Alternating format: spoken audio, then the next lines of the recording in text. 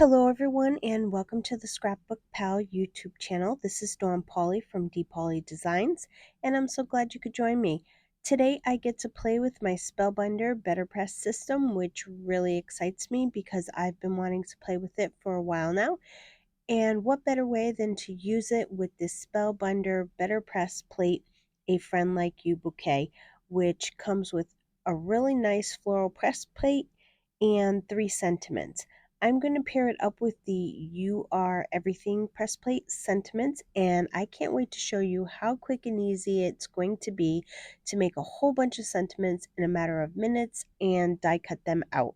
So let's get started.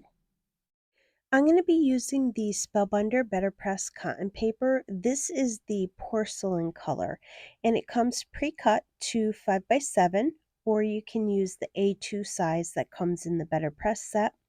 But I want to make a 5x7 card today since the press plate I'm using is on the larger size. This is a specialty paper that works perfectly with the BetterPress system, and it's great for watercoloring or colored pencils as well. Now, the first thing I'm going to do is take my clear plate off of the magnetic chase, and I'm going to tape my paper onto the clear plate into the 5x7 outline that's on the plate. Make sure to use the Spellbinder tape that comes with the BetterPress or any other low-tack tape so it doesn't rip your paper. I did tape all 4 corners, but I think you could probably get away with only taping 2 if you really wanted to. I'm going to take my plate and place it where I want it to go onto the magnetic chase. I will tell you that this magnet is very strong. Your press plate isn't going anywhere. You have to slide it to get it off or to move it around. And when you lay it down onto the chase, make sure you're putting it into the 5x7 outline because you have the A2 outline and the 5x7. Okay, now I'm going to use the black BetterPress ink. Just a little note about it. Sometimes when you're pouncing and twisting, little strings can fall off of the ink pad like this one. It happens with a lot of inks. It's not really a big deal. Just make sure you check your pad before you use it and then check your press plate after you apply the ink so that you have no strings on it. So here I am doing my little pouncing and twisting of the ink onto the plate, which is what is recommended. Make sure to press onto the press plate really good. And when I'm done, I'm going to take the plastic plate with my paper on it and just pop it on top of the magnetic chase. It pops right in place, and then I'm going to run it through my Spellbinder Platinum 6 die cut machine. I found that you really only have to run it through the machine once. I wouldn't go back and forth because it can leave a double impression sometimes. And then just lift the plastic plate up and voila, you have a gorgeous image that is pressed into the paper. It is so quick and easy to do, and it's actually so much fun. Okay, let's do this again with the sentiments this time. For me, this was the most exciting part. I can't wait for you to see the sentiments when they're done. I placed the sentiment plate onto the chase. Now, this plate is slightly bigger than an A2 size card base, so you will need to use a bigger piece of paper. I'm just using my 5x7 paper again, but you can use just a slightly bigger one if you didn't want to waste the paper. You can put it anywhere within the 5x7 frame because I'm using the 5x7 paper.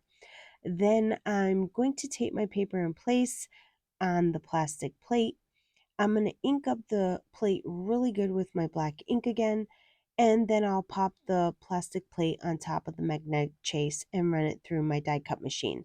And look at how awesome this is. The sentiments came out beautiful. Now I'm going to place the die over the sentiments and it lines up really easy. Just make sure you tape it in place so it doesn't move around at all. And after you run it through the die cut machine, the paper is so thick that they pretty much stay all together. And then you just pop them out of the die cut and you have tons and tons of sentiments at the tip of your fingers whenever you need them. And they're gorgeous on top of it. They look so elegant on a card. I went ahead and did some quick coloring of the flowers with some colored pencils. I didn't really do anything special, so I went ahead and skipped over that part to save some time.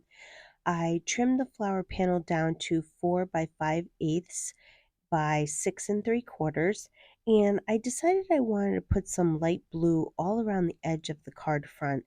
I'm using my favorite Distress Oxide ink. I probably use this color more than any other color of the Distress Oxides that I have. This is tumbled glass, and I'm just going to go all around the edge of the card with it.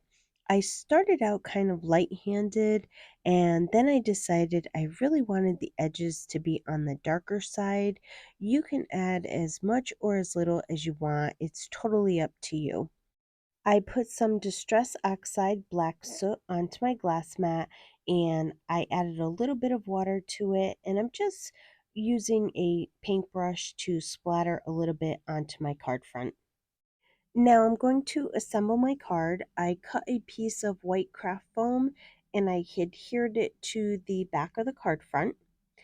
And then I cut a piece of black cardstock to 4 7/8 by 6 15/16 and adhered it onto the craft foam. Then I adhered the entire card front to an A2 size card base. I put foam squares onto the back of the sentiment and adhered it to the front of the card. And to finish off the card, I just adhered the Spellbinders black self-adhesive pearls onto the card front. And I think this card came out amazing. I just love the Spellbinders BetterPress system. You can really make some quick cards with it, and I think they look elegant as well. That's going to complete my card for today.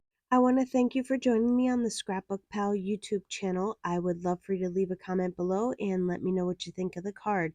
And if you like the video, please give it a thumbs up. Be sure to subscribe to the Scrapbook Pal YouTube channel and their other social media platforms so you don't miss out on any great inspirational videos.